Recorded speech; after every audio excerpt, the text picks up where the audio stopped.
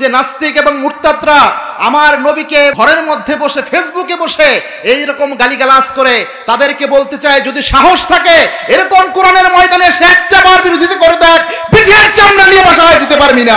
একদিন আল্লাহর হাবিব সাল্লাল্লাহু আলাইহি ওয়াসাল্লাম হাত তুলে দোয়া করছেন, আল্লাহ কিয়ামতের এই কঠিন ময়দানে যেদিন মা সন্তানকে ভুলে যাবে, সন্তান মায়ের পরিচয় দিবে না, পিতা পুত্রের পরিচয় দিবে না, ওই দিন যেন আমি আমার খাদিজাকে ভুলে না যাই। আয়েশা রাদিয়াল্লাহু তাআলা আনহা পাশে ছিলেন, তিনিও হাত তুলে আমিন আমিন বলছিলেন। যখন রাসূল এই দোয়া করলেন, আয়েশা রাদিয়াল্লাহু তাআলা আনহা হাত নামায়া ফেললেন। আল্লাহর হাবিব সাল্লাল্লাহু আলাইহি ওয়াসাল্লাম তার মোনাজাত শেষ করলেন। আয়েশা রাদিয়াল্লাহু তাআলা আনহা বললেন, ইয়া রাসূলুল্লাহ, 25 বছরের যৌবনে 40 বছরের একজন নারীকে আপনি পেয়েছিলেন, তার চেয়ে শ্রেষ্ঠ কোনো স্ত্রী কি আপনার জীবনে আপনি পান নাই? আল্লাহর হাবিব সাল্লাল্লাহু আলাইহি ওয়াসাল্লাম আগুনের মতো রেগে গেলেন। রেগে যেয়ে বললেন, খবরদার আয়েশা, আমার খাদিজার ব্যাপারে এমন কথা বলবা না। মক্কায় আমার নিজের মানুষরা যখন আমার থেকে দূরে সরে চলে গিয়েছিল, নিজের মানুষরা যখন আমার পরিচয় দিতে চাচ্ছিল না, আমার উপর জুলুম করছিল, ওই কঠিন সময় নিজের সমস্ত সম্পদ ইসলামের জন্য বিলিয়ে দিয়ে এই খাদিজা আমার কাছে এসে আমার ইসলামকে গ্রহণ করে নিয়েছে। সুবহানাল্লাহ বলেন। আল্লাহর হাবিব সাল্লাল্লাহু আলাইহি ওয়াসাল্লাম বলেন, আয়েশা রে খবরদার, আমার খাদিজার ব্যাপারে এমন কথা বলবা না। আল্লাহর আসমানের নিচে জমিনের উপর খাদিজার চেয়ে শ্রেষ্ঠ কোনো নারী নাই। সুবহানাল্লাহ। আল্লাহর সাহায্য পাবে কারা? কোন ব্যক্তিদেরকে আল্লাহ রাব্বুল আলামিন সাহায্যের ঘোষণা দিয়েছেন, এটা আল্লাহ রাব্বুল আলামিন জানিয়েছেন। এই ঘোষণাটা আল্লাহ রাব্বুল আলামিন এমন একটি সূরায় দিয়েছেন, যেই সূরার ফজিলতের ব্যাপারে অসংখ্য বর্ণনা এসেছে। আল্লাহর হাবিব সাল্লাল্লাহু আলাইহি ওয়াসাল্লাম জানিয়েছেন, তিরমিজির 2877 নম্বর হাদিস, আল্লাহর হাবিব বলেন, এই সূরাটা যদি কোনো ঘরে পাঠ করা হয়, দুষ্ট জিন শয়তান ওই ঘরের মধ্যে উকি পর্যন্ত দিতে পারে না। সুবহানাল্লাহ বলেন। এটা এমন একটি সূরা, এই সূরার ব্যাপারে আল্লাহর হাবিব জানান, একদিন আমি এবং জিবরিল আমিন একসাথে বসা ছিলাম, হঠাৎ করে আসমানে একটা বিকট আওয়াজ হলো। আল্লাহর হাবিব সাল্লাল্লাহু আলাইহি ওয়াসাল্লাম জিবরিলকে বললেন, জিবরিল, এত বিকট আওয়াজ কিসের? জিবরিল আমিন বললেন, আল্লাহ আসমানে নতুন 2টা দরজা খুলেছেন। আল্লাহ রাব্বুল আলামিন আপনাকে 2টা নূর দান করেছেন। একটা নূর হচ্ছে সূরা ফাতিহা, আরেকটা নূর হচ্ছে এই সূরাটি। আল্লাহর হাবিব সাল্লাল্লাহু আলাইহি ওয়াসাল্লামকে জিবরিল আমিন বললেন, এই 2টা দিয়ে যে ব্যক্তি আল্লাহর কাছে যা চাইবে আল্লাহ তারে তাই দান করে দিবেন। সুবহানাল্লাহ। এই সূরার মধ্যে আল্লাহ রাব্বুল আলামিন এই আল্লাহর সাহায্য কারা পাবে এটা তুলে দিয়েছেন। বলেন তো এটা কোন সূরা? বলতে পারবেন? আবার আল্লাহর হাবিব সাল্লাল্লাহু আলাইহি ওয়াসাল্লাম জানিয়েছেন, প্রত্যেক জিনিসের একটা চূড়া আছে। তিরমিজির বর্ণনা, প্রত্যেক জিনিসের একটা উঁচু জায়গা আছে। কোরআনের যত সূরা রয়েছে সমস্ত সূরার চূড়া বা উঁচু জায়গা হলো এই সূরাটা। বলেন তো কোন সূরা? কে বলতে পারছেন না?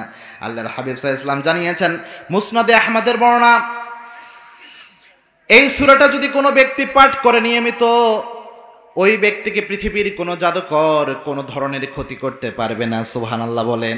এই যে জাদু মন্ত্র, ব্ল্যাক ম্যাজিক, এগুলো আছে না, এই সূরাটা যদি কেউ পাঠ করে নিয়মিত, কোনো রকমের জাদু ওই ব্যক্তির উপর কোনো প্রভাব বিস্তার করতে পারবে না। সুবহানাল্লাহ বলেন। এখন বলেন কোন সূরা? সূরা বাকারা। কোন সূরা?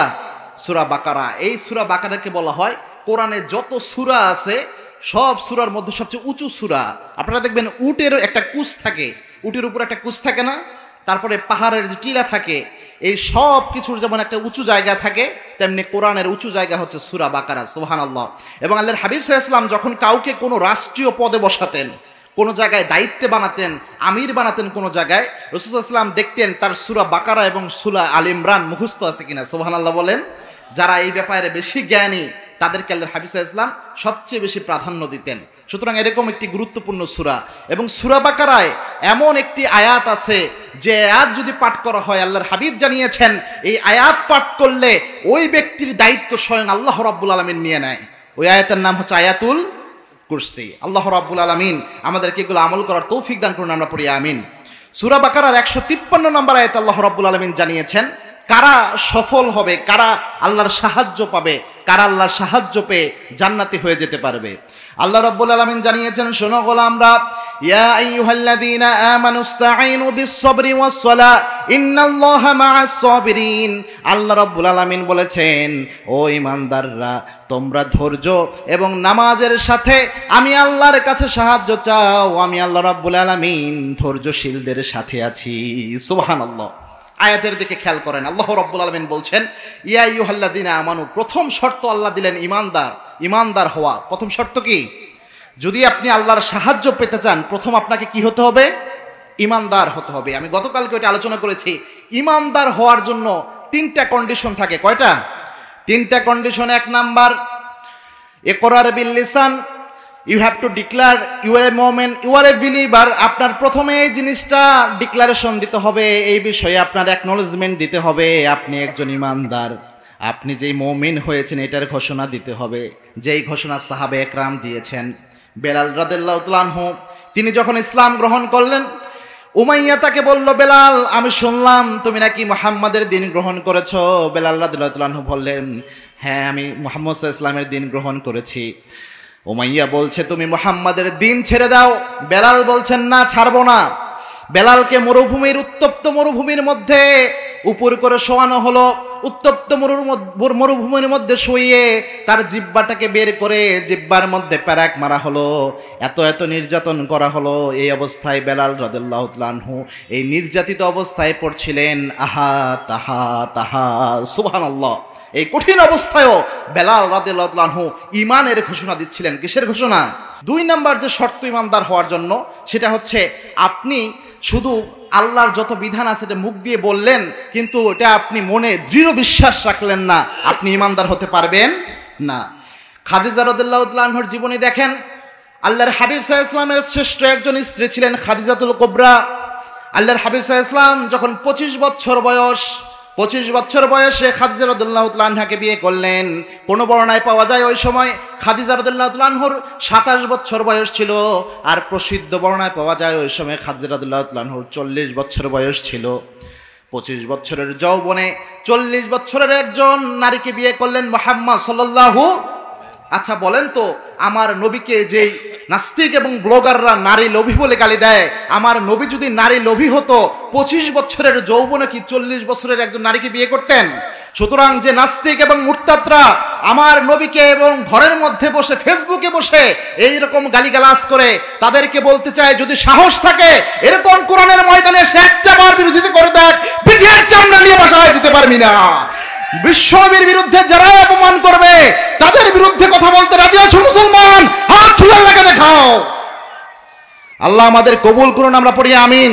আমার দেশে এই ভাইরাসটা অনেক মারাত্মক আকার ধারণ করেছে, রাসূল সাল্লাল্লাহু আলাইহি ওয়াসাল্লামের বিরোধিতা করা, ঠিক না বেঠিক? আপনারা দেখবেন কিছুদিন পর পরে দেশটাকে অস্থির করার জন্য এরকম কিছু নাস্তিক আর মুরতাদ বের হয় কি হয় না? আমরা এগুলো সময় হলে দেখে নেব, ঠিক না বেঠিক? আল্লাহ রাব্বুল আলামিন আমাদেরকে কবুল করুন, আমরা পড়ি আমিন। এই খাদিজা রাদিয়াল্লাহু তাআলা আনহাকে যখন আল্লাহর হাবিব বিয়ে করলেন, রাসূল সাল্লাল্লাহু আলাইহি ওয়াসাল্লাম একদম তাগড়া যুবক। আল্লাহর হাবিব সাল্লাল্লাহু আলাইহি ওয়াসাল্লাম এই খাদিজা রাদিয়াল্লাহু তাআলা আনহুকে প্রথম কালেমার দাওয়াত দিলেন। ওহী পাওয়ার পর প্রথম দাওয়াত দিলেন নিজের স্ত্রীকে। খাদিজা রাদিয়াল্লাহু তাআলা আনহা বললেন, ইয়া রাসূলুল্লাহ, আপনাকে অনেক অল্প সময় থেকে আমি চিনি, কিন্তু যতটুকু সময় আপনাকে আমি দেখেছি আপনি কখনো আমানতের খেয়ানত করেন না। যতটুকু সময় আমি আপনাকে দেখেছি আপনি কখনো মিথ্যা কথা বলেন না, আপনি আরেকজন মানুষের উপর জুলুম করেন না। আপনার যে যে সুন্দর চরিত্র রয়েছে এই চরিত্রই প্রমাণ করে আপনি সত্য কথা বলছেন। সুতরাং আমি ইসলাম গ্রহণ করে নিয়েছি। সুবহানাল্লাহ বলেন। সাথে সাথে ইসলাম গ্রহণ করে নিলেন তিনি কালেমা পড়ে। এই খাদিজা কতটা মনে বিশ্বাস রেখেছেন দেখেন, রাসূল সাল্লাল্লাহু আলাইহি ওয়াসাল্লাম বলার সাথে সাথে কালেমা পড়ে ইসলাম গ্রহণ করে নিয়েছেন। কোন রকমের কোনো সংশয় মনের মধ্যে তার ছিল না। এবং কে খাদিজার ব্যাপারে রাসূল ইসলাম সবচেয়ে বেশি কান্না করতেন, এবং আল্লাহর হাবিব সাল্লাল্লাহু আলাইহি ওয়াসাল্লাম যখনই হাত তুলতেন তখনই খাদিজা রাদিয়াল্লাহু তাআলা আনহার জন্য দোয়া করতেন। একদিন আল্লাহর হাবিব সাল্লাল্লাহু আলাইহি ওয়াসাল্লাম হাত তুলে দোয়া করছেন, আল্লাহ কিয়ামতের এই কঠিন ময়দানে যেদিন মা সন্তানকে ভুলে যাবে, সন্তান মায়ের পরিচয় দিবে না, পিতা পুত্রের পরিচয় দিবে না, ওই দিন যেন আমি আমার খাদিজাকে ভুলে না যাই। আয়েশা রাদিয়াল্লাহু তাআলা আনহা পাশে ছিলেন, তিনিও হাত তুলে আমিন আমিন বলছিলেন। যখনই রাসূল এই দোয়া করলেন, আয়েশা রাদিয়াল্লাহু তাআলা আনহা হাত নামায়া ফেললেন। আল্লাহর হাবিব সাল্লাল্লাহু আলাইহি ওয়াসাল্লাম তার মোনাজাত শেষ করলেন। আয়েশা রাদিয়াল্লাহু তাআলা আনহা বললেন, ইয়া রাসূলুল্লাহ, 25 বছরের যৌবনে 40 বছরের একজন নারীকে আপনি পেয়েছিলেন, তার চেয়ে শ্রেষ্ঠ কোনো স্ত্রী কি আপনার জীবনে আপনি পান নাই? আল্লাহর হাবিব সাল্লাল্লাহু আলাইহি ওয়াসাল্লাম আগুনের মতো রেগে গেলেন। রেগে যেয়ে বললেন, খবরদার আয়েশা, আমার খাদিজার ব্যাপারে এমন কথা বলবা না। মক্কায় আমার নিজের মানুষরা যখন আমার থেকে দূরে সরে চলে গিয়েছিল, নিজের মানুষরা যখন আমার পরিচয় দিতে চাচ্ছিল না, আমার উপর জুলুম করছিল, ওই কঠিন সময় নিজের সমস্ত সম্পদ ইসলামের জন্য বিলিয়ে দিয়ে এই খাদিজা আমার কাছে এসে আমার ইসলামকে গ্রহণ করে নিয়েছে। সুবহানাল্লাহ বলেন। আল্লাহর হাবিব সাল্লাল্লাহু আলাইহি ওয়াসাল্লাম বলেন, আয়েশা রে খবরদার, আমার খাদিজার ব্যাপারে এমন কথা বলবা না। আল্লাহর আসমানের নিচে জমিনের উপর খাদিজার চেয়ে শ্রেষ্ঠ কোনো নারী নাই। সুবহানাল্লাহ। এবং আল্লাহ রাব্বুল আলামিন একজন নারীকে নিজে সালাম দিয়েছেন, সেই নারী হচ্ছে খাদিজাতুল কুবরা। সুবহানাল্লাহ বলেন। এতটা প্রবলভাবে তিনি রসুলকে বিশ্বাস করেছেন, রসুল দাওয়াত দিতে দেরি হয়েছে, 1 সেকেন্ড আল্লাহর হাবিব সাল্লাল্লাহু আলাইহি ওয়াসাল্লামের এই দাওয়াতের পরে তিনি সময় নেয় নাই, সাথে সাথে ইসলাম গ্রহণ করে নিয়েছে। সুবহানাল্লাহ বলেন। সুতরাং ইমানদার হওয়ার জন্য 2 নাম্বার কন্ডিশন অন্তরে দৃঢ় বিশ্বাস। 3 নাম্বার কন্ডিশন ইমানদার হওয়ার জন্য যতগুলো বিধান আল্লাহ রাব্বুল আলামিন দান করেছেন, সবগুলো বিধান আপনারা আমল করতে হবে। কি করতে হবে? আমল করতে হবে। আপনি যদি অল্প কিছু বিধান আমল করেন আর অল্প কিছু বিধানকে আপনি ত্যাগ করেন, তাহলে কি আপনি ইমানদার হতে পারবেন?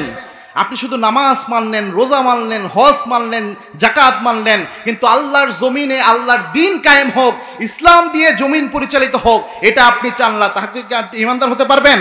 আল্লাহ বলছেন, আফা তুমিনুনা বিবাদিল কিতাব ওয়া তাকফুরুনা বিবাদ, তোমরা কি কোরআনের কিছু অংশ মানবা আর কিছু অংশকে অস্বীকার করবা? এই খাসলত যদি তোমাদের থাকে, জেনে রাখো উলাইকা হুম কাফিরুনা হাক্কা, এরকম আচরণ যাদের আছে তারা হচ্ছে নির্ভেজাল কাফের। ঠিক না বেঠিক? এটা আল্লাহ রাব্বুল আলামিনের কথা। এবং বাংলাদেশের একজন মুফাসসির আল্লামা সাইদি রাহিমাহুল্লাহ, তাকে যখন জেলখানায় নেওয়া হয়, আমার ওস্তাদ আল্লামা সৈয়দ কামাল উদ্দিন আব্দুল্লাহ জাফরি, তিনি গোটা ওয়ার্ল্ড ওয়াইড একজন ফেমাস স্কলার, তিনি ছিলেন আল্লামা সাইদি রাহিমাহুল্লাহর আপন বিহাই। তার মাধ্যমে বিগত যে জালেম ছিল, তিনি প্রস্তাব দিলেন আল্লামা সাইদি রাহিমাহুল্লাহকে যে সাইদি সাহেবকে যে বলো যে সে তো অনেক পরিচিত মানুষ, এরকম তাফসির মাহফিলগুলা তো তিনিই জমিয়েছেন, মানুষ তাকে নিঃস্বার্থভাবে ভালোবাসে। ঠিক না ভাই? ঠিক। আপনারা ভালোবাসেন না? তাকে কি প্রস্তাবটা দিয়েছিল, এটা যদি আপনি শুনেন অবাক হয়ে যাবেন। এবং আপনারা মনে রাখবেন, এই যে মানুষ তাকে ভালোবাসে, এর অন্যতম কয়েকটা কারণ রয়েছে। এবং যতজনকে ফাঁসির রায় দেওয়া হয়েছে, একমাত্র বিশ্বে ইতিহাস আল্লামা সাইদি রাহিমাহুল্লাহ তার ফাঁসির রায় দেওয়ার সাথে সাথে 150 মানুষ বাংলাদেশে জীবন দিয়েছে। সুবহানাল্লাহ বলেন। এটা কিন্তু চারটিখানি কথা না ভাই। আপনার আমার ফাঁসির রায় দিলে কয়জন জীবন দিবে? কতটা ভালোবাসা কোরআনের জন্য আল্লাহ তাকে দান করেছেন, এই সম্মান আল্লাহ তাকে দান করেছেন। আমি আমার গবেষণায় পেয়েছি আল্লামা সাইদি রাহিমাহুল্লাহকে আল্লাহ এত সম্মান দিয়েছেন 2টা কারণে। কয়টা? 2টা খাস আমল তার ছিল, এটা আমি আলেমদের থেকে জেনেছি। 1 নাম্বার খাস আমল, আল্লামা সাইদি রাহিমাহুল্লাহ তিনি যতদিন জীবিত ছিলেন, তার আব্বা আম্মা যতদিন জীবিত ছিল, কখনো তিনি আব্বার বিছানায় যেয়ে বসতেন না, তার আব্বার পায়ের কাছে যেয়ে বসে থাকতেন আর আব্বাকে বলতেন, আব্বা আমার জন্য আপনি দোয়া করেন। তার আব্বা মাথায় হাত দিয়ে দোয়া করতেন, দুনিয়া আখিরাতের শ্রেষ্ঠ সম্মান আল্লাহ তোমারে দিয়ে দিক। সুবহানাল্লাহ। এবং কখনো বাবার কাছে দোয়া নেন নাই এমন কখনো হয় নাই, মায়ের কাছে দোয়া নিয়েছেন। আর আল্লাহর হাবিব জানিয়েছেন, বাইহাকির বর্ণনা, 3 শ্রেণীর ব্যক্তির দোয়া আল্লাহ রাব্বুল আলামিন কখনো খালি হাতে ফেরত দেয় না। তার মধ্যে আব্বা আম্মা যদি সন্তানের জন্য দোয়া করে, দোয়া করার সাথে সাথে কবুল করেন কে? সাথে সাথে কবুল হয়ে যায়। সুতরাং আল্লামা সাইদি রাহিমাহুল্লাহর 1 নাম্বার খাস আমল যেটা আমি পেয়েছি, সেটা হচ্ছে তিনি একদম বাবা মার কাছে সবচেয়ে বেশি দোয়া নিতেন। 2 নাম্বার, তিনি কিন্তু অনেক উদার মনের মানুষ ছিলেন। ঠিক না ঠিক? আমার দেশে দেখবেন আলিয়া কওমি এরকম মারামারি আছে না? কিন্তু আল্লামা সাইদি রাহিমাহুল্লাহ বলতেন যে আলিয়া আর কওমি এই 2টা আমার 2 চোখের মতো, 2টা চোখের দাম আমার কাছে যেমন, তেমনি আলিয়া এবং কওমির দামও তেমন। সুবহানাল্লাহ বলেন। এই যে একটা প্রশস্ত হৃদয় তার ছিল, এই জন্যই আল্লাহ রাব্বুল আলামিন তাকে এত সম্মান দিয়েছেন। এবং মনে রাখবেন, আল্লাহর হাবিব জানিয়েছেন, ইন্নাল্লাহা ইযা আহাব্বা আবদান, হাদিসে কুদসি, আল্লাহ যখন কোনো বান্দাকে ভালোবাসেন, দা জিবরিল আমিনকে আল্লাহ রাব্বুল আলামিন ডেকে নেন, ডেকে নিয়ে বলেন, অমুক বান্দাকে আমি আল্লাহ ভালোবাসি। এরপরে ফেরেশতারা ওই ব্যক্তিকে ভালোবাসে এবং মানুষের অন্তরে অটোমেটিকভাবে আল্লাহ রাব্বুল আলামিন ওই ব্যক্তির ভালোবাসা ঢুকিয়ে দেয়। সুবহানাল্লাহ বলেন। সুতরাং তাকে এত সম্মান আল্লাহ দিয়েছেন এই 2টা কারণে। আল্লামা সাঈদী রাহিমাহুল্লাহ তাকে প্রস্তাব দেওয়া হয়েছিল যে আপনি তাফসীর মাহফিল করেন, কোনো অসুবিধা নাই, আপনি কোরআনের কথা বলেন, ইসলামের কথা বলেন, নামাজের কথা বলেন, আমাদের কোনো অসুবিধা নাই, কিন্তু আপনি রাজনীতি ছেড়ে দেন, এমন প্রস্তাব দেওয়া হয়েছিল। কি হয় নাই? হয় নাই? মনোযোগ আছে আপনাদের? একটু জোরে বলেন তো আল্লাহু আকবার, আরো জোরে আল্লাহু আকবার। আল্লামা সাঈদী রাহিমাহুল্লাহ তাকে যখন এই প্রস্তাব দেওয়া হলো যে আপনি রাজনীতি ছেড়ে দেন, আপনি কোরআনের কথা বলেন, যা ইচ্ছা চান আমরা দিব, আপনি যদি কোনো পদও চান পদও আমরা দিব, কিন্তু আপনি যেই আহ্বান জানান আল্লাহর জমিনে আল্লাহর দিন কায়েম করতে হবে, শুধু এটা ছেড়ে দেন। আল্লামা সাঈদী রাহিমাহুল্লাহ তিনি বলছেন, আমি সাঈদী, আমি যদি এমন জীবন 1000টা পাই, 1000টা জীবন আমি আল্লাহর জন্য বিলিয়ে দিব, শুধুমাত্র আল্লাহর জমিনে আল্লাহর দিন প্রতিষ্ঠার জন্য। সুবহানাল্লাহ। সুতরাং এটা হচ্ছে ঈমান। আল্লামা সাঈদী যদি এই শুধু নামাজ, রোজা, এই তাফসীর মাহফিল এতটুকু ইসলামের মানতেন, আর ইসলামে আইন কায়েম হোক এটা না মানতেন, তাহলে কি সে জুলুমের শিকার হতো? তো আল্লাহ রাব্বুল আলামিন এটাই বলছেন যে পরিপূর্ণভাবে আপনাকে ঈমানের সব বিষয় মানতে হবে। অল্প কিছু মানলেন আর অল্প কিছু মানলেন না, এটার নাম ঈমান নয়। সুতরাং ঈমানের কন্ডিশন এই তিনটা, পরিপূর্ণ আপনার ঈমান আনতে হবে। আপনি দেখেন আয়াতে আল্লাহ রাব্বুল আলামিন ইয়া আইয়ুহাল্লাযিনা আমানু এটা বলেই ইসতাঈনু বিস-সাবরি ওয়াস-সালাহ, ঈমানের পরে আল্লাহ রাব্বুল আলামিন সবর শব্দ উল্লেখ করলেন। সবর মানে ধৈর্য। সবর মানে কি? ধৈর্য। ঈমানের সাথে আল্লাহ রাব্বুল আলামিন কেন ধৈর্যের কথা উল্লেখ করলেন? তাফসীর ইবনে কাসিরে আল্লামা ইমাদউদ্দিন ইবনে কাসির রাহিমাহুল্লাহ তিনি চমৎকারভাবে নিয়ে এসেছেন। ধৈর্য 3 ধরনের হয়। কয় ধরনের বলেন? 3 ধরনের হয়। যেহেতু তাফসীর মাহফিল, একটু মনোযোগ দেন। 3 ধরনের হয় ধৈর্য। 1 নাম্বার ধৈর্যের যে প্রকার, সেটা হচ্ছে এই ধৈর্যটা আপনি স্বাভাবিক যে খারাপ কাজগুলো রয়েছে দুনিয়াতে, এই খারাপ কাজগুলো থেকে আপনি নিজেকে হেফাজত করলেন, এটা একটা ধৈর্য।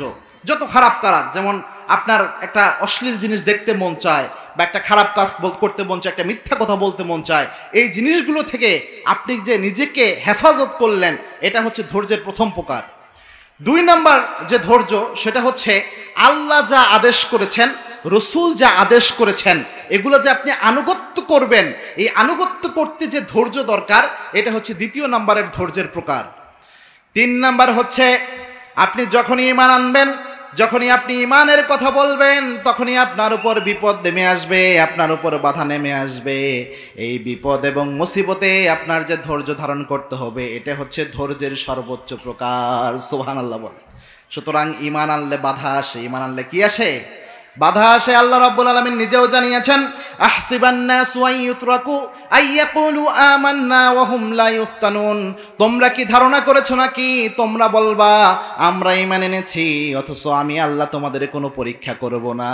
এটা সম্ভব নয়। সূরা আনকাবুতের 2 নম্বর আয়াত আল্লাহ বলছেন, আহসিবান নাস, তোমরা কি এটা ধারণা করো যে তোমরা বলবা আমরা ঈমানদার আর আমি আল্লাহ রাব্বুল আলামিন পরীক্ষা করব না? এটা হতেই পারে না। যত নবীরা ঈমানের কথা বলেছেন, তাদের উপর নির্যাতন হয়েছে কি হয় নাই? সব নবীদের উপরে কম বেশি নির্যাতন হয়েছে। সাহাবাদের উপর বুঝি নির্যাতন হয় নাই নাকি?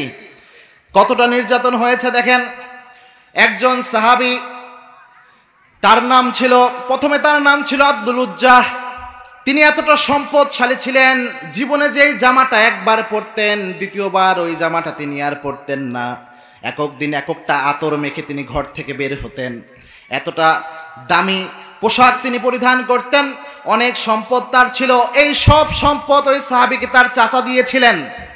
যখন এই সাহাবী আল্লাহর হাবিব সাল্লাল্লাহু আলাইহি সাল্লামের খোঁজ পেলেন, খোঁজ পেয়ে ইসলাম গ্রহণ করে নিলেন। এই আব্দুল উজ্জা এই ইসলাম গ্রহণের করার পর তার যে চাচা ছিল তাকে ডেকে বলল, আব্দুল উজ্জা তুমি নাকি ইসলাম গ্রহণ করেছো? বলছে হ্যাঁ। বলছে তোমাকে আমি সব সম্পদ দিয়েছি, তোমাকে আমি বাড়ি দিয়েছি, তোমাকে আমি ঘোড়া দিয়েছি, তোমাকে আমি টাকা পয়সা অর্থ সম্পদ সব দিয়েছি, তুমি কেন মুহাম্মাদের দিন গ্রহণ করলা? তুমি মুহাম্মাদের এই দিন ছেড়ে দাও। আব্দুল উজ্জা তিনি বললেন, না আমি এটা ছাড়তে পারবো না, আমার যদি জীবনও চলে যায় তবুও আমি ইসলাম ছাড়তে পারবো না। সুবহানাল্লাহ বলেন। আব্দুল উজ্জা তিনি ইসলামের উপর টিকে থাকতে চাইলেন। তার চাচা বলল, যদি তুমি মুহাম্মাদের দিন ছেড়ে না দাও, তোমাকে যে সম্পদ আমি দান করেছি একটা সম্পদ তোমার কাছে রাখবো না, সব সম্পদ কিন্তু আমি কেড়ে নেব। বলছে কেড়ে নেন, সমস্যা নাই। বলছে তুমি যে বাড়িতে থাকো ওই বাড়িটাও তো আমি চাচার দেওয়া, এই বাড়িটাও তোমাকে দিব না, এই বাড়িটাও আমি নিয়ে নিলাম। বলছে এটাও নিয়ে নেন। আব্দুল উজ্জা বাড়ি হারিয়ে সম্পদ হারিয়ে তিনি যখন চলে যাচ্ছেন, তার চাচা ডাক দিয়ে বললেন, আব্দুল লজ্জা রে, তুই যে কাপড়টা পরিধান করে যাচ্ছিস, তোর শরীরের মধ্যে যে কাপড়টা রয়েছে, এই কাপড়টার মালিকও তো তুই নস, এই কাপড়টাও তো আমি তোকে দান করেছি, তোর এই কাপড়টাও এখানে খুলে যা। আব্দুল লজ্জা তিনি চিন্তা করলেন, ইমানের জন্য বাড়ি ছাড়লাম, ইমানের জন্য আমার ঘোড়াগুলোকে ছেড়ে দিলাম, ইমানের জন্য আমার সব সম্পদ আমি ছেড়ে দিলাম, এখন কাপড়টাও আমার চাচা আমার কাছে চাচ্ছেন, যদি প্রয়োজন হয় আমি উলঙ্গ হয়ে এখান থেকে চলে যাব, তবু ইমান ছাড়তে পারবো না। এই আব্দুল লজ্জা তিনি শরীরের সমলে গেলেন, তার মায়ের কাছে গেলেন, তার মা তার সন্তানকে দেখে চোখের মধ্যে হাত দিলেন, বললেন, মা আমি ইসলাম গ্রহণ করেছি, এই জন্য আমার চাচা সমস্ত সম্পদ আমার থেকে কেড়ে নিয়েছেন, ও মা আপনি আমাকে কিছু একটা দেন, আমার সতরটাকে আমি একটু আবৃত করতে চাই।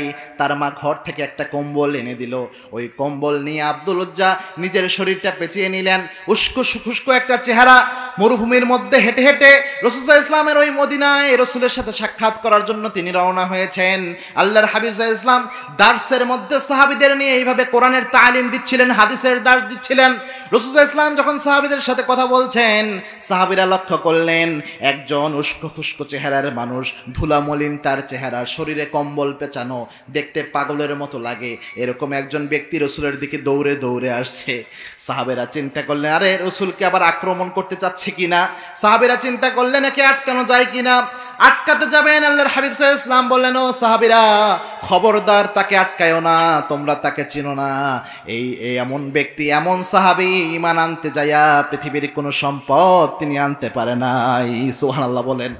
আল্লাহর হাবিব সাল্লাল্লাহু আলাইহি ওয়াসাল্লামের কাছে যখন আব্দুল লজ্জা আসলেন, আল্লাহর হাবিব সাল্লাল্লাহু আলাইহি ওয়াসাল্লাম এইভাবে হাত প্রসারিত করে দিলেন, আব্দুল লজ্জা বিশ্বনবী ইসলামের বুকের মধ্যে দৌড়ে ঢুকে গেলেন। রহমতের নবী আব্দুল লজ্জার কপালে তিনি যে ধুলা লেগেছিল, ধুলাগুলো মুছে দিলেন, মাথার যে চুলের মধ্যে ধুলা ছিল, এই ধুলাগুলো আল্লাহর হাবিব মুছে দিলেন। মুছে দিয়ে আল্লাহর হাবিব সাল্লাল্লাহু আলাইহি ওয়াসাল্লাম তার কপাল মোবারক একটা চুমু দিলেন। চুমু দিয়ে আল্লাহর হাবিব সাল্লাল্লাহু আলাইহি ওয়াসাল্লাম বললেন, তোমার নাম আজকে থেকে আব্দুল লজ্জা নয়, তোমার নাম হলো আব্দুল্লাহ। সুবহানাল্লাহ বলেন। এতটা ত্যাগ তিনি করেছেন, জীবনের সমস্ত সম্পদ তিনি স্যাক্রিফাইস করেছেন শুধু ঈমানের জন্য। কিসের জন্য? ঈমানের জন্য। এটাই আল্লাহ বলেছেন, আপনি যখনই ঈমান আনবেন, ঈমান আনার সাথে সাথে আপনার উপর পরীক্ষা আসবে। কি আসবে? পরীক্ষা আসবে। ঈমান যারা এনেছেন তাদের উপর যুগে যুগে পরীক্ষা আসছে, কি আসে নাই? সবার উপর পরীক্ষা এসেছে। এজন্য ঈমানদার যখন পরীক্ষার সম্মুখীন হয় তখন ধৈর্য ধারণ করতে হবে। কি করতে হবে? ঈমানের উপর অবিচল থাকতে হবে। আল্লাহ যেন আমরা ঈমানের উপর অবিচল থাকতে পারি, আল্লাহ তৌফিক দান করুন। আমরা পড়ি আমিন। আরো জোরে বলেন আমিন। ঈমানের পথে অবিচল থেকে আমার মরণ যেন হয়। পড়েন, ঈমানের পথে অবিচল থেকে আমার মরণ যেন হয়। তোমারই কাছে মিনতি আমার, তোমারই কাছে মিনতি আমার, ও গো মহিম দয়াময়। ঈমানের পথে অবিচল থেকে আমার মরণ যেন হয়। পড়েন আমিন। একটা লাইন কবুল হলেই আমাদের জীবন সাকসেস, ঠিক না ঠিক? এই জিনিসগুলা অন্তরে ধারণ করবেন। এবং আল্লাহর হাবিব দোয়া শিখিয়েছেন, আল্লাহুম্মা ইয়া মুকাল্লিবাল কুলুব সাব্বিত কলবি আলা দীনিক। হে আল্লাহ, আপনি আমার অন্তরকে আপনার দ্বীনের উপর রাখেন। সুবহানাল্লাহ বলেন। এবং কি আল্লাহর হাবিব সাল্লাল্লাহু আলাইহি ওয়াসাল্লাম নিজেও জানিয়েছেন, যারা ঈমানের সাথে মৃত্যুবরণ করতে চায় তারা যেন অন্তরের শাহাদাতের তামান্না রাখে। এই যে সাহাবীরা শাহাদাতের তামান্না যেইভাবে অন্তরে রেখেছেন, এইভাবে যদি আপনি শহীদ হওয়ার ইচ্ছা পোষণ করেন, আল্লাহর হাবিব জানিয়েছেন, ঘরে যদি আপনি জ্বরে পড়েও মারা যান, আল্লাহ আপনার শহীদ হিসেবে কবুল করে নেবেন। আর যার অন্তরে শহীদ হওয়ার ইচ্ছা থাকে না, মাতা আলা শুবাতিন মিনান নিফাক, আল্লাহর হাবিব সাল্লাল্লাহু আলাইহি ওয়াসাল্লাম জানিয়েছেন মুনাফিক হিসেবে ওই ব্যক্তি কবরে যাবে। নাউজুবিল্লাহ বলেন। এজন্য অন্তরে এক হচ্ছে ঈমানের সাথে মৃত্যু চাইবেন, আর চাইবেন আল্লাহ যেন শহীদ হিসেবে কবুল করে। জোরে বলেন আমিন। আরো জোরে বলেন আমিন। মরতেই হবে যখন শহীদি মরণ দিও আমাকে। পড়েন, মরতেই হবে যখন শহীদি মরণ দিও আমাকে। শাহাদাতে জানি শুধুই জীবন, সে জীবন দিও আমাকে। মরতেই হবে যখন শহীদি মরণ দিও আমাকে। রোগে শোকে মরণ দিও না আমায়, বিপদে মুসিবতে নিও না আমায়। এমন মরণ দিও চোখ বুঝলেই যেন দেখি তোমাকে। মরতেই হবে যখন শহীদি মরণ দিও আমাকে। জোরে বলেন আমিন। আল্লাহ আমাদেরকে শহীদ হিসেবে মরার তৌফিক দান করুন, আমরা বলি আমিন। এই সাহাবীদের মতো এরকম অন্তরে তামান্না রাখবেন। শুধুমাত্র পুরুষ সাহাবীরা ইমানের জন্য ত্যাগ করেছেন ব্যাপারটি এমন নয়, অনেক নারী সাহাবীরাও ইমানের জন্য ত্যাগ করেছেন। একজন মহিলা সাহাবী, তিনি বনু দিনার গোত্রের ছিলেন। আপনি যদি সিরাত ইবনে হিশাম পড়েন তাহলে এই বিষয়টা পাবেন। সিরাত ইবনে হিশামে চমৎকারভাবে তার ঘটনা এসেছে, একজন নারীর ঘটনা। এই নারী জিহাদের ময়দানে তার স্বামী শহীদ হয়েছে, জিহাদের ময়দানে তার বাবা শহীদ হয়েছে, জিহাদের ময়দানে তার সন্তান শহীদ হয়েছে। এই নারী, তিনি আল্লাহর হাবিব সাল্লাল্লাহু আলাইহি ওয়াসাল্লামকে যখন আরেকটা যুদ্ধের মধ্যে রাসূল যাবেন, এই নারী যে আল্লাহর হাবিবের সামনে উপস্থিত, আল্লাহর হাবিবকে বললেন, ইয়া রাসূলুল্লাহ, এর আগে যতগুলো যুদ্ধ হয়েছে আমার সন্তান জমিন থেকে বিদায় হয়েছে, আমার বাবা জমিন থেকে বিদায় হয়েছে, আমার স্বামী জমিন থেকে বিদায় হয়েছে, আমার ঘরে আর একটা পুরুষ মানুষও নাই, আপনার সাথে যুদ্ধে পাঠাবো এমন কেউ নাই। ইয়া রাসূলুল্লাহ, আমার ছোট্ট একটা বাচ্চা আছে, এই ছোট্ট কোলের শিশু একে আপনি জিহাদের ময়দানে নিয়ে যান। সুবহানাল্লাহ বলেন। ছোট্ট কোলের শিশু, সে এখনো মায়ের বুকের দুধই খাওয়া ছাড়ে নাই, তাকে আল্লাহর হাবিব সাল্লাল্লাহু আলাইহি ওয়াসাল্লাম বললেন, আল্লাহর হাবিব সাল্লাল্লাহু আলাইহি ওয়াসাল্লামকে ওই মহিলা বললেন যে আপনি একে আপনার সাথে জিহাদের ময়দানে নিয়ে যান।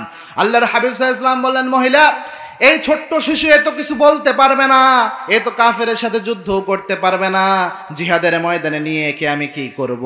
ওই মহিলা বলছেন, ইয়া রাসূলুল্লাহ, আপনি যখন যুদ্ধের ময়দানে যুদ্ধ করবেন, কাফেররা আপনার উপর আক্রমণ করবে, কাফেররা আপনার দিকে লক্ষ্য করে যদি তীর নিক্ষেপ করে, যখন আপনার দিকে সজোরে তীর আসবে, আমার এই কোলের সন্তানটাকে আপনার সামনে ঢাল হিসাবে আপনি দাঁড় করাবেন, আমার সন্তানের শরীরে তীর এসে বিদ্ধ হবে, যখন কাফেররা তরবারি দিয়ে আপনাকে আঘাত করবে, আমার সন্তানকে আপনি তরবারির সামনে রেখে দিবেন, আমার এই ছোট্ট সন্তানটির শরীরের মধ্যে তরবারি আঘাতে আঘাতে জর্জরিত হয়ে যাবে, রক্তে রঞ্জিত হয়ে যাবে আমার সন্তানের শরীর।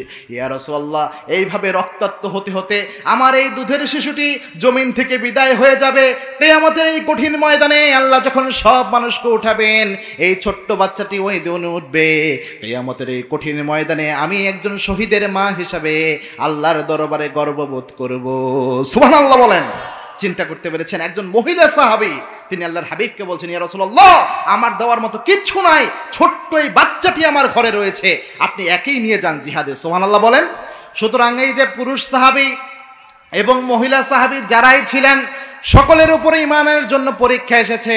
এই জন্য আল্লাহ রাব্বুল আলামিন ইমানের কথা বলেই বলেছেন সবর, ধৈর্য ধারণের কথা। কিসের কথা? ধৈর্য ধারণের কথা। এই বর্তমান পৃথিবীতেও ইমান যারা এনেছে তাদের উপর পরীক্ষা এসেছে কি আসে নাই? আসে নাই? এই বর্তমান পৃথিবীতে মনে হয় ইমানের জন্য পরীক্ষা নেয় নাকি? এখন আল্লাহ পরীক্ষা নেয় না? না, এখনো আল্লাহ পরীক্ষা নেয়। হয়তো আমরা ইমানের ওই পর্যায়ে যেতে পারি নাই দেখে আল্লাহ রাব্বুল আলামিন আমাদের পরীক্ষা নিচ্ছেন না। তাফসীর ইবনে কাসির রাহিমাহুল্লাহ একটা চমৎকার কথা কোট করেছেন। তিনি বলেছেন, যেই ব্যক্তির ইমান যত বেশি হয় ওই ব্যক্তিকে আল্লাহ তত বেশি পরীক্ষা করেন। সুবহানাল্লাহ বলেন। আর এই পরীক্ষার সময় যদি আপনি ধৈর্য ধারণ করতে পারেন, আপনাকে সাহায্য করবেন কে? এরপরে আল্লাহ রাব্বুল আলামিন যে জিনিসটা জানালেন, এরপরে আল্লাহ রাব্বুল আলামিন বললেন, ওয়াস্তাঈনু বিস-সাবরি ওয়াস-সালাহ, ধৈর্য এবং নামাজের সাথে সাহায্য চাইতে হবে কার কাছে? আল্লাহর কাছে। প্রথমে বললেন ধৈর্যের কথা, এরপর নামাজের কথা। নামাজের কথা আল্লাহ কেন উঠালেন? দেখেন, আল্লাহ রাব্বুল আলামিন যত আমল এই পৃথিবীতে দিয়েছেন, পৃথিবীতে যত আমল রয়েছে, সব আমলের মধ্যে অন্যতম গুরুত্বপূর্ণ একটি আমল হচ্ছে 5 ওয়াক্ত নামাজ আদায় করা। সিলসিলায়ে সহিহার বর্ণনা দেখেন, আউয়ালু মা ইউহাসাবু বিহিল আবদু ইয়াউমাল কিয়ামাতি ওয়াস-সালাহ, in the day of judgment in the day of resurrection আল্লাহ রাব্বুল আলামিন এট ফার্স্ট যে জিনিসের হিসাব নেবেন সেটা হচ্ছে নামাজ। সেটা কি? আল্লাহর হাবিব সাল্লাল্লাহু আলাইহি ওয়াসাল্লাম জানিয়েছেন ফা ইন সলুহা লাহু সাইরি আমালিহি, যার আমলনামায় নামাজ থাকবে তার জীবনের সমস্ত আমল একজন কবুল করে নেবেন। চিল্লায় বলেন তিনি কে? আর যার আমলনামায় নামাজ থাকবে না, তার আমলনামায় যদি হজের আমল থাকে, যাকাতের আমল থাকে, দান সদকা এমন হাজার আমল যদি তার আমলনামায় থাকে, কোনো আমল আল্লাহ রাব্বুল আলামিন কবুল করবেন না। এবং আল্লাহর হাবিব জানিয়েছেন ফারকুল মুমিন ওয়াল কাফির তারকুস সালাহ, ঈমানদার এবং কাফেরের মাঝে পার্থক্য সৃষ্টি করে যে বিষয়টা সেটা হচ্ছে নামাজ। সেটা কি? নামাজ। আল্লাহর হাবিব সাল্লাল্লাহু আলাইহি ওয়াসাল্লাম নামাজের ব্যাপারে সবচেয়ে গুরুত্ব আরোপ করতেন এবং আল্লাহর হাবিব সাল্লাল্লাহু আলাইহি ওয়াসাল্লাম জীবনের শেষ যে কথাটি বলে গিয়েছিলেন সেটা কি বলেন তো? রাসূল সাল্লাল্লাহু আলাইহি ওয়াসাল্লামের জান যায় যায় অবস্থা, রুহু যায় যায় যা অবস্থা, এরকম অবস্থায় আল্লাহর হাবিব সাল্লাল্লাহু আলাইহি ওয়াসাল্লাম এই অজ্ঞান হয়, এই জ্ঞান ফিরে মা আয়েশাকে বললেন যে আয়েশা আমার সাহাবীদের কি অবস্থা? আয়েশা রাদিয়াল্লাহু তাআলা আনহা বললেন যে নামাজের আজান মসজিদে হয়ে গিয়েছে, সাহাবীরা দীর্ঘক্ষণ আপনার জন্য অপেক্ষা করেছে যে আপনি নামাজের ইমামতি করেন কিনা। যেহেতু আপনি অজ্ঞান হয়েছিলেন, অসুস্থ অবস্থা, আপনি তো যেতে পারেন নাই, এজন্য আমার বাবা আবু বকরের ইমামতিতে সাহাবীরা নামাজ আদায় করছে। সুবহানাল্লাহ বলেন। আল্লাহর হাবিব সাল্লাল্লাহু আলাইহি ওয়াসাল্লাম বললেন আয়েশা রে একটু পর্দাটা সরাও, আমি একটু নামাজের দৃশ্যটা দেখতে চাই। আল্লাহর হাবিব সাল্লাল্লাহু আলাইহি ওয়াসাল্লামের সামনে থেকে পর্দা সরানো হলো। রাসূল সাল্লাল্লাহু আলাইহি ওয়াসাল্লামের যে ঘর ছিল, ঘর থেকে তাকালেই মসজিদে নববীর নামাজের দৃশ্য দেখা যেত।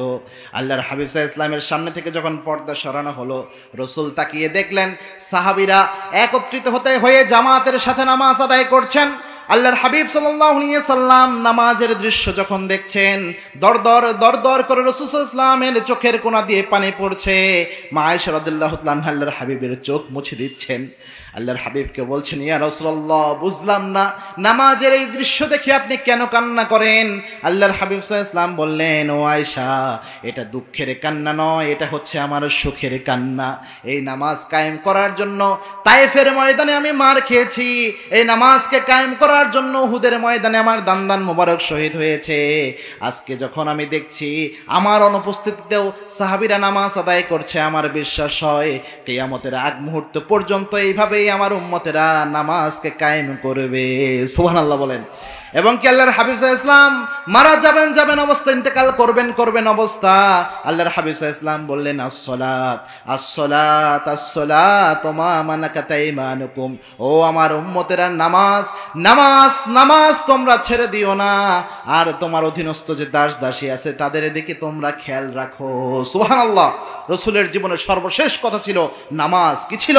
নামাজ। এই জন্যে নামাজ অত্যন্ত গুরুত্বপূর্ণ। এবং বুখারীর বর্ণনা অত্যন্ত অথেন্টিক একটি হাদিস। আল্লাহর হাবিব সাল্লাল্লাহু আলাইহি ওয়াসাল্লাম জানিয়েছেন কিয়ামতের এই কঠিন ময়দানে যখন ফয়সালা হয়ে যাবে কোন ব্যক্তি জান্নাতি হবে আর কোন ব্যক্তি জাহান্নামী হবে, এরপরে জাহান্নামীরা তো জাহান্নামে আযাব ভোগ করতে থাকবেই, জান্নাতীরাও জান্নাতে আযাব ভোগ করবে। দীর্ঘদিন যারা আযাব ভোগ করেছে, আল্লাহ রাব্বুল আলামিন যারা জান্নাতে যাওয়ার উপযুক্ত, আযাব ভোগ করার পর এমন কিছু বান্দাদেরকে আল্লাহ রাব্বুল আলামিন জান্নাতে বানিয়ে দিবেন। সুবহানাল্লাহ বলেন। এভাবে বানাতে আল্লাহ রাব্বুল আলামিন ফেরেশতাদের বলবেন, ফেরেশতারা একটু দেখো তো আমার এমন কোনো বান্দা এখনো এই জাহান্নামে আছে কিনা যাকে জান্নাতে প্রবেশ করানো যায়।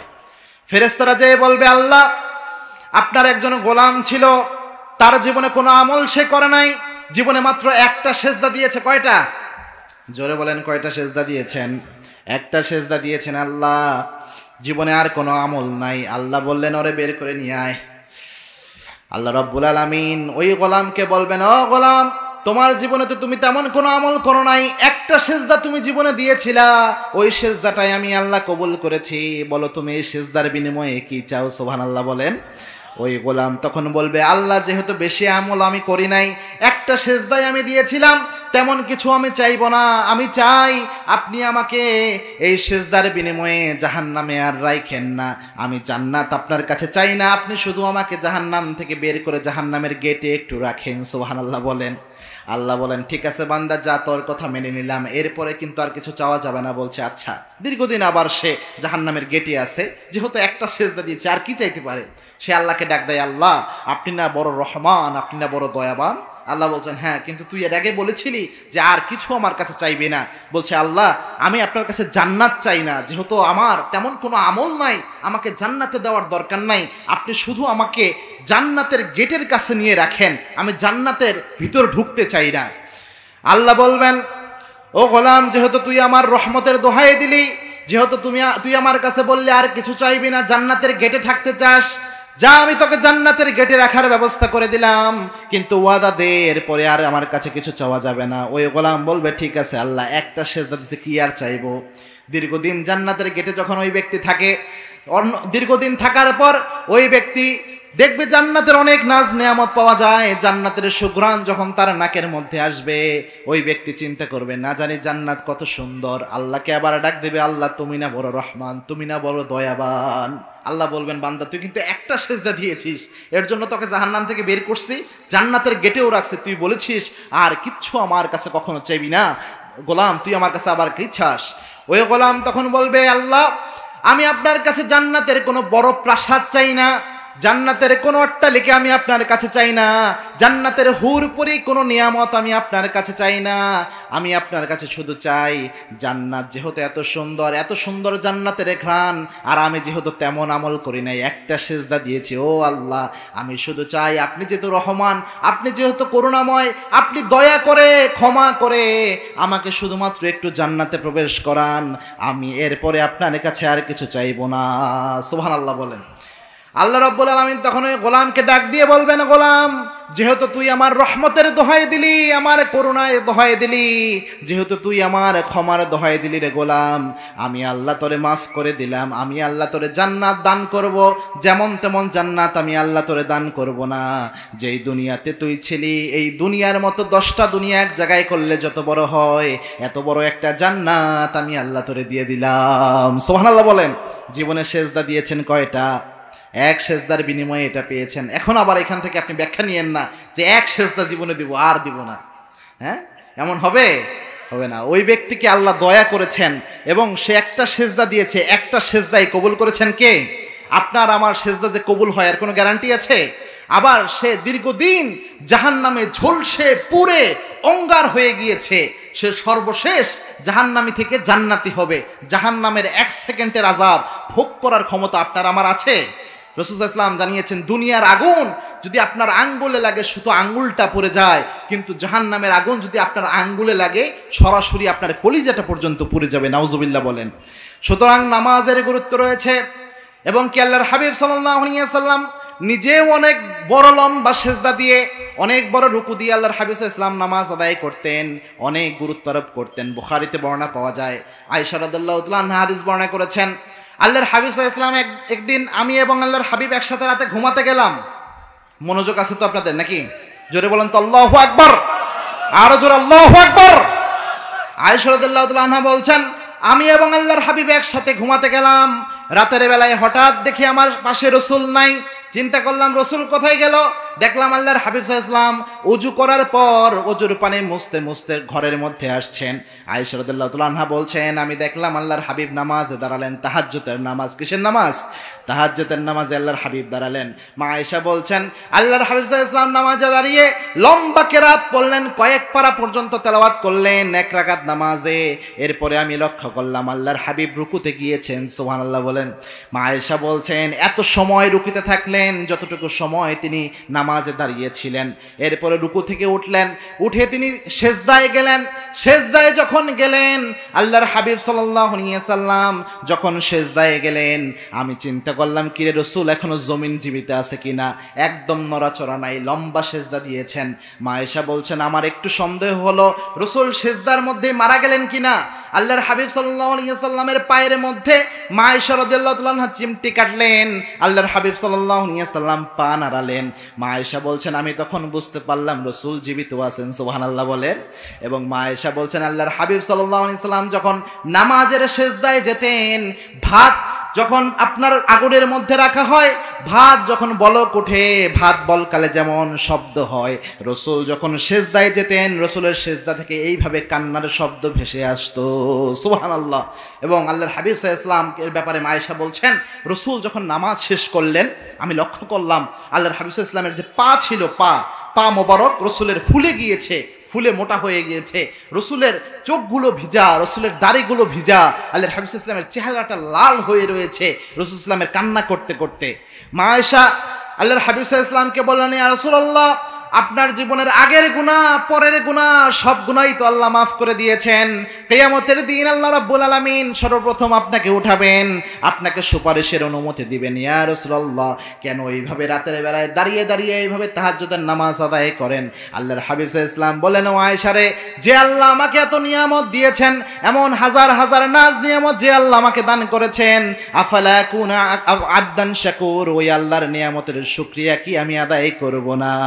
সুবহানাল্লাহ। আল্লাহর হাবিব বললেন, আয়েশা, আল্লাহ আমাকে কত নিয়ামত দিয়েছেন, এত নাজ নিয়ামত দিয়েছেন, ওই আল্লাহর এই নাজ নিয়ামতের শুকরিয়া আদায়ের জন্য এইভাবে দাঁড়িয়ে দাঁড়িয়ে আমি আল্লাহর প্রশংসা করি। সুবহানাল্লাহ বলেন। এই জন্য আল্লাহর হাবিব সাল্লাল্লাহু আলাইহি ওয়াসাল্লাম নিজেও নামাজের ব্যাপারে সবচেয়ে গুরুত্ব আরোপ করেছেন, এবং রাসূল সাল্লাল্লাহু আলাইহি ওয়াসাল্লাম সবচেয়ে বেশি যত আমলের ব্যাপারে সাহাবীদেরকে তাগিদ দিতেন, সবচেয়ে কোন আমলের ব্যাপারে তাগিদ দিতেন? নামাজের ব্যাপারে। এই নামাজ হচ্ছে ঈমানদারের সবচেয়ে বড় পরিচয়। এবং শুধু রসুল নয়, সাইয়েদনা ওমর রাদিয়াল্লাহু তাআলা আনহু, তার জীবনের শেষ কথাও ছিল নামাজ। কি ছিল? নামাজ।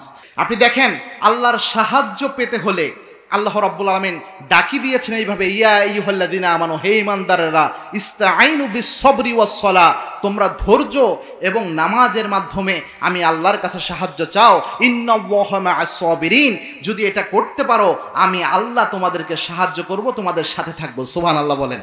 সুতরাং এখানে কন্ডিশনের মধ্যে অন্যতম একটা কন্ডিশন হচ্ছে নামাজ। অন্যতম কন্ডিশন কি? কেননা আল্লাহর হাবিব সাল্লাল্লাহু আলাইহি ওয়াসাল্লাম নিজেও জানিয়েছেন, বান্দা যখন নামাজের সেজদায় যায়, সেজদায় যে বান্দা যখন আল্লাহর কাছে চায়, আল্লাহর হাবিব সাল্লাল্লাহু আলাইহি ওয়াসাল্লাম জানিয়েছেন, বান্দা যখন নামাজের সেজদায় যায়, বান্দা এবং আল্লাহর সাথে খুব বেশি দূরত্ব থাকে না, বান্দা আল্লাহর সবচেয়ে নিকটে চলে যায়। সুবহানাল্লাহ, সবচেয়ে নিকটবর্তী হয়ে যায়। এবং আল্লাহর হাবিব সাল্লাল্লাহু আলাইহি ওয়াসাল্লাম নিজে জানিয়েছেন যে বান্দারা যখন আল্লাহর কাছে নামাজে সেজদা করে কান্নাকাটি করে, রাতের বেলায় তাহাজ্জুদের নামাজে আল্লাহ রাব্বুল আলামিন প্রথম আসমানে নেমে আসেন, নেমে এসে আল্লাহ ডাকতে শুরু করেন, হাল মিন মুস্তাগফিরিন ফাগফির আল্লাহ, কে আছো গুনাহ করে ফেলেছো, আমি আল্লাহর কাছে মাপ চাও, তোমার জীবনের সব গুনাহ আমি আল্লাহ মাফ করে দেব। সুবহানাল্লাহ বলেন। কার রিজিকের সমস্যা, আমি আল্লাহর কাছে চাও, তোমার রিজিক আমি আল্লাহ বরাদ্দ করে দেব। সুবহানাল্লাহ বলেন।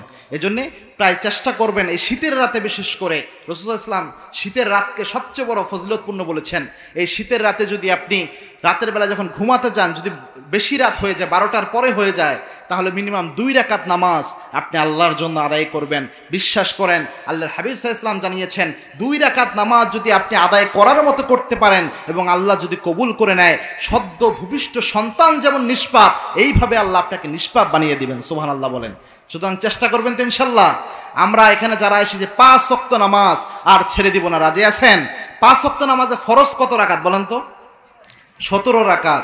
আমরা 17 রাকাত নামাজ যদি শুধু ফরজটা ধরি, যেটার জন্য কিয়ামতের দিন আল্লাহ আমাদেরকে জিজ্ঞাসাবাদ করবেন, এই 17 রাকাত ফরজ নামাজ পড়তে সময় কতক্ষণ লাগে? 30 মিনিট বা 35 বা 40 মিনিট সময় লাগে।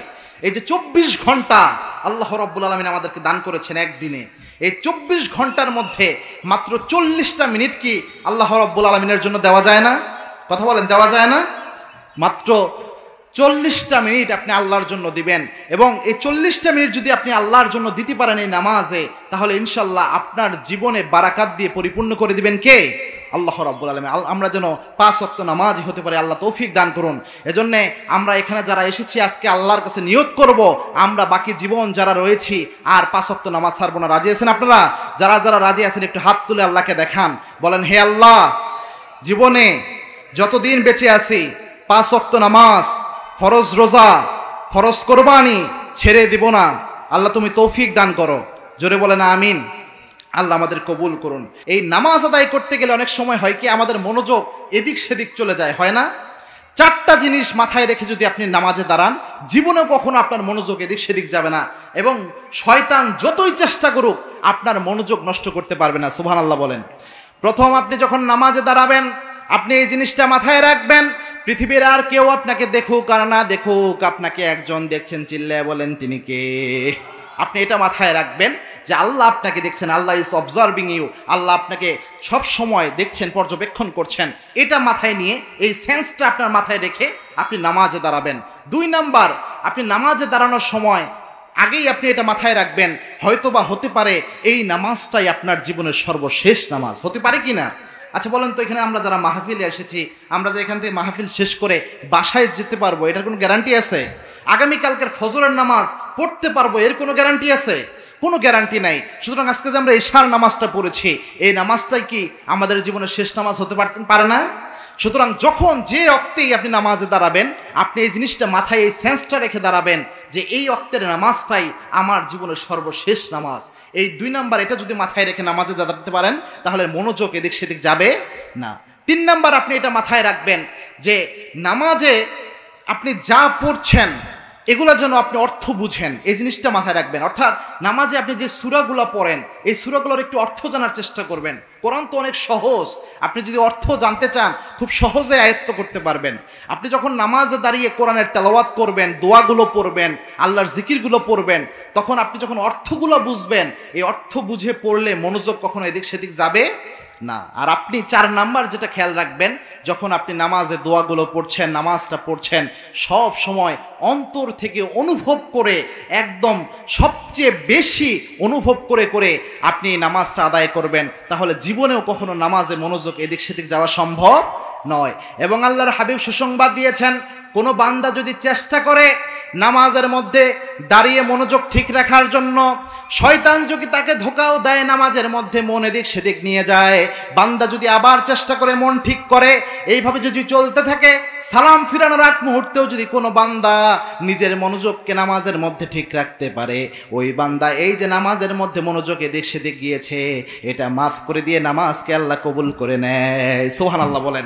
সুতরাং নামাজে এই 4টা টিপস মেনে নামাজ আদায় করবেন, তাহলে এই নামাজ আগে ঈমান, এরপরে ধৈর্য, আর এই নামাজ যদি আমরা ফুলফিল করতে পারি তাহলে আমাদেরকে সাহায্য করবেন কে? জোরে বলেন, সাহায্য করবেন কে? আল্লাহ আমাদের সাহায্য করবেন।